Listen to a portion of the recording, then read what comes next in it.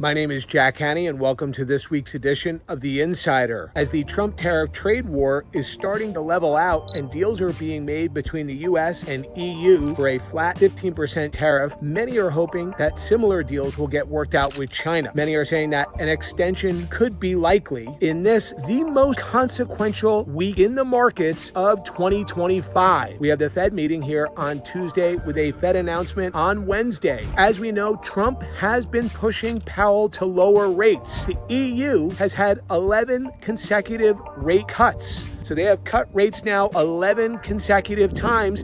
Meanwhile, Trump is saying that not only was Powell too late to raise rates back in 2022, but he's been far too late to start cutting rates here in 2025. Remember, there was that half a basis point rate cut ahead of the election back in 2024. Many say it was politically motivated because all economic signs now are stronger than they were back in October of 2024 when the Feds cut rates half a basis point. So on Wednesday, the Fed will be announcing whether or not they'll be cutting rates. Then this Friday, August 1st, will be the jobs report. So this is a consequential jobs report and the most consequential week in the markets and the most consequential Fed meeting that we will see in the last 12 months. Gold right now is steady above $3,300 an ounce. Silver was on its way to $40 an ounce. Many do believe that as we are heading into a more accommodative Fed rate cutting Fed cycle, that gold and silver, those are tailwinds for gold and silver will skyrocket. Keep in mind, it was after the first rate cut that a lot of the biggest stock market declines have taken place over history. So it was after the first rate cut. In fact, many reports about a year ago were saying rate cuts mean that the economy is in dire need of lower interest rates. We certainly know the housing market is right now.